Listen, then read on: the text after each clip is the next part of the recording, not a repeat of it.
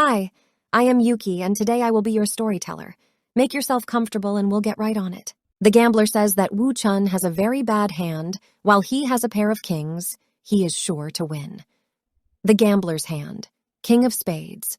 10 of spades, 6 of hearts, 4 of diamonds faced down. Seeing the third king, the gambler goes all in. Just by looking at the cards, Wu Chun has a better chance of winning. But he did not look at the bottom card, so the results are uncertain. Wu Chun does something with his cards and says that he is also going all in. Hearing this, the gambler's greed kicks in, saying that there is little money on the table. Why not add another 100 million? Wu Chun, being the Chad he is, says that 100 million is too low of a thriller. Why not do 200 million instead? You can see Mommy Li Bing sweating in the background as Wu Chun says such. Li Tai calls 2 waitresses to bring in the extra 200 million. Wu Chun raises the bet by 100 million. Based on the gambler's observation, Wu Chun is only pointing his fingers to the hidden card. Then it is a really important one. In other words, there is a high possibility that his card is an ace. The gambler folds, revealing his face-down card, a king of hearts, telling Wu Chun that he is too eager and that if he followed his advice and bet 50 million, he would have won 50 million more. Li Bing then asks Wu Chun if his bottom card was an ace, the card needed to win. To which Wu Chun replies that it is not, and his actual bottom card was a 2 of hearts. Seeing this, the gambler rages, saying that Wu Chun tricked him. Wu Chun laughs, saying that it's the gambler who did not dare to keep up with what he was doing, so it is not Wu Chun's fault. The gambler then adjusts his glasses, lenses turn blinding white, indicating that Wu Chun activated his trap card. He tells himself that Wu Chun should not be smug yet, now that he has grasped yet another of his habits. Round 31, the gambler's hand, 3 of spades, 6 of spades, 9 of hearts, 7 of diamonds face down. Wu Chun's hand, 3 of hearts, 6 of clubs, 7 of spades face down. The gambler checks his face-down card. It is a 9 of diamonds. They both has similar hands, so unless Wu Chun's hidden card is a 9 of spades, he cannot win against the gambler. The chance that all 4 9s are out on the table in a single game is quite low. The gambler nods his head to Shen Guangjun, indicating that it's time to reel in the fish. This is a good hand for both you and me. How about we play a hand to determine the winner, says the gambler to Wu Chun. The gambler bets 200 million, so all in. Wu Chun is interested, so he calls. All of them are around the table with serious expressions on their faces. Li Bing worryingly asks Wu Chun that isn't 200 million too risky? Li Tai tells her that he has been too lucky up until now, so there should be no problem. Hearing this, Shen Guangjun and the gambler smirked. Obviously they would smirk, because they think they are about to win it big. The gambler says he is in, he bets 200 million. After betting, he gives a few words of advice about the most important thing in gambling to Wu Chun, that thing being not losing your mind, which the gambler himself did in round 30. He then goes on to say that if one is not able to control their mind, they will not go far. The gambler then uses cockiness. Do you think you are the god of gambling? Betting so much without looking at that hidden card properly? The gambler, whose name we have yet to learn about, reveals his trap card, a 9 of diamonds, the second best card needed for winning this game. He is sure he has won, saying that the 200 million is his. Seeing the 9 of diamonds, Li Tai, Li Bing, and Shen Guangjun think that the gambler's win is guaranteed win, and that Wu Chun lost. Shen Guangjun takes the opportunity to talk smack, asking Li Tai that he has a big family, so Shen Guangjun taking a mere 200 million will not do anything to them. Will it? Li Tai shrugs it off. Wu Chun interrupts the two, asking them if they are done talking smack, 'cause it's daddy's turn, bitch. Wu Chun tells Shen Guangjun and the gambler that they should see for themselves as he flips his hidden card over. Sweat breaks down on the gambler's face from seeing what he has in his hand. Blue Eyes Ultimate Dragon.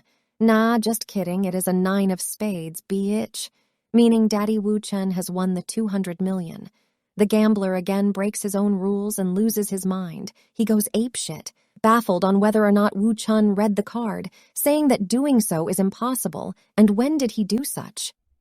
Wu Chun asks him if he really never looked at his cards, or did he just not see him look? He exclaims that he has checked his cards ever since the first game, just that he looked at them in a way that the gambler would not see. He would put his hand over the cards and then bent them in a way that he could see the number and type, for example, 6 of spades. The gambler is a good player. It is just that he is too cocky, no. Wu Chun asks the gambler that did he really think that he found out how Wu Chun plays with just a few hands? Is his flaws really his flaws? Or are they faked? Is his habits really habits or illusions? Wu Chun went hard on the gambler, not even letting the gambler control the game even for a second.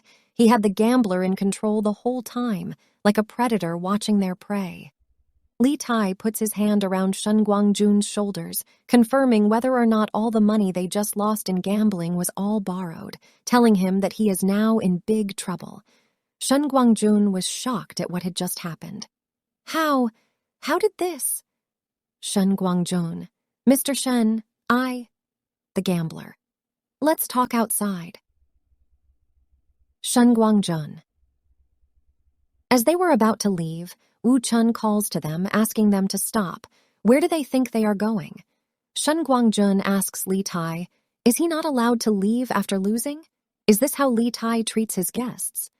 So Li Tai turns to Wu Chun, asking him why they can't go. Wu Chun says he will explain it later, asking if Li Tai has a knife on him that he can borrow. Li Tai gives Wu Chun what looks like a classic switchblade with a classic wooden handle. Do you know how to use one? Li Tai. Of course. Daddy Wu Chen knows how to use one. He opens the blade. What do you think? Wu Chun starts walking towards the gambler. This causes the gambler to get frightened, who would not be scared if someone started walking towards you with a knife in their hands. Wu Chun suddenly grabs the gambler's wrist and takes out an ace of spades. The gambler asked for a card check after the 15th game, and then took the card check as an opportunity to steal the ace of spades. Man, really thought he was slick. Daddy Wu Chun sees everything. The reason he wasn't exposed up until now was because he needed to win first.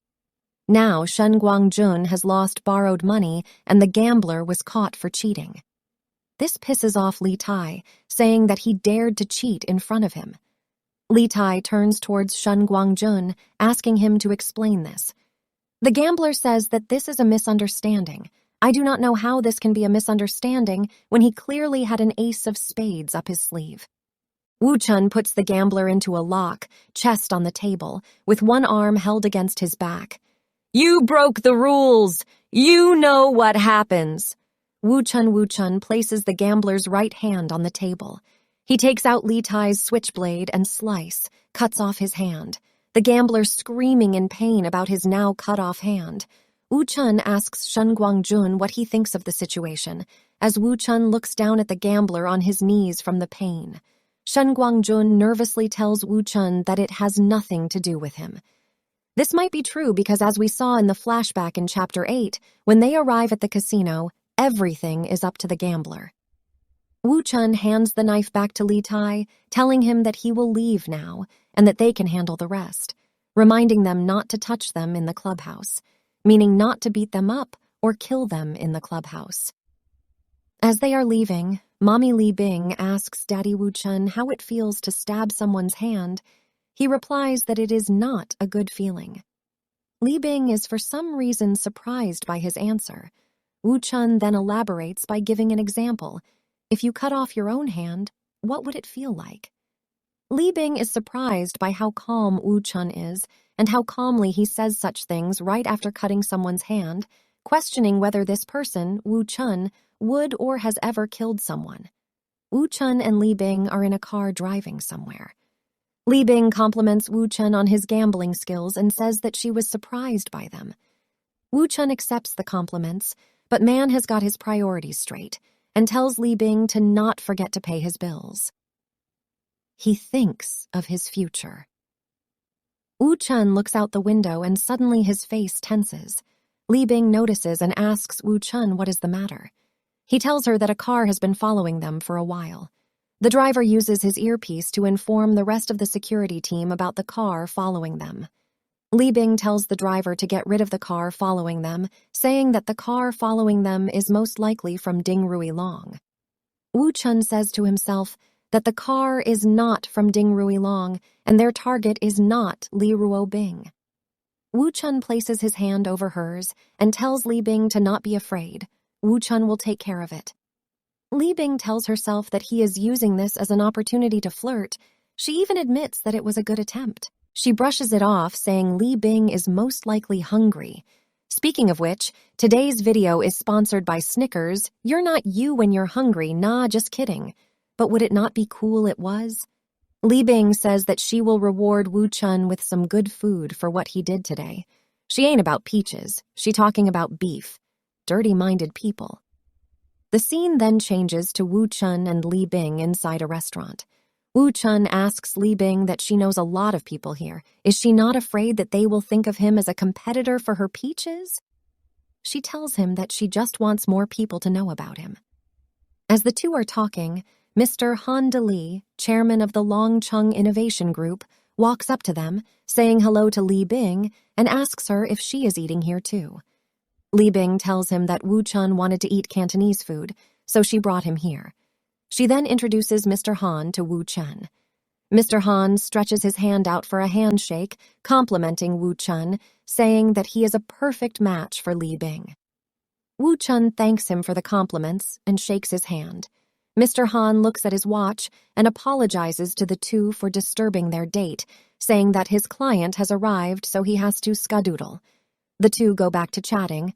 Li Bing talks about how Han De Li is a good guy, he likes making friends, and he's an officer of the East China Sea Chamber of Commerce. Wu Chun tells Li Bing that an introduction is useless. He knows him better than anyone. Li Bing sarcastically agrees, saying that he is the best businessman around. Wu Chun then states that not everyone wants to be friends with you. Li Bing agrees with the statement, saying that she has a lot of rivals, especially women, also adding that it is silly to think of her as a rival. Wu Chun agree with her. Once again, someone interrupts the two chatting. Oh, isn't this Miss Li? What a coincidence. But Miss Li, since when did you have a boyfriend? I am 110% sure this bitch does not even know the spelling of coincidence. She must have heard someone else use it in a similar manner and decided to do so too. Bitch walking up to someone's table and then saying seeing them there sitting at their table is a huge fucking coincidence. Just from her face, one can tell that she is a harlot. For those who don't know what a harlot is an old-fashioned word for prostitute. In other words, it means being a whore. The woman who approaches the two is Liu Kai-Shu. Well, that is her current name, but her birth name is Liu Li Wan. He is 32 years old. From the Li Wan village. 7 years ago, she married Lu Guan Nian, chairman of the Donghai Ju Li Group, and allegedly gave birth to his son. With Chairman Lu Guan Nian's help, she opened Yunshu Fashion Company. She is Li Bing's business competitor. Liu Tai-Shu tries to belittle Li Bing by talking about the age difference between Li Bing, 27 years old, and Wu Chun, early 20s. She then gives an example, an old cow eating young grass. Now, if a farmer or anyone who has ever taken care of a cow heard this, I bet you my life that she would get slapped harder than the clapping here from your parents' bedroom. No one cares if an old cow eats young grass, or if a young cow eats old grass. Same shit. Li Bing warns the harlot that for the sake of her husband, she will take her words as a joke and tells her to stop. The harlot, being a harlot, does not take the warning into account and continues. This pisses off Li Bing. She shouts at the harlot, saying that she told her to stop being a littler bitch, and was about to splash her with what looks like Coca-Cola, but Wu Chun stopped her before she did so, telling her to calm down. Daddy Wu Chun told her to let him take it from there. Wu Chun approaches the harlot, Liu Tai-Shu, and stares at her face for a couple of seconds. Liu Tai-Shu questions Wu Chun, asking him what he is looking at. Wu Chun says nothing. It's just that her face seems familiar and that he has seen her somewhere before. That's right, I remembered. Wu Chun asks the harlot if she ever worked in a nightclub before. We will continue this story soon. In the meanwhile, you can choose from this exciting stories. See you there.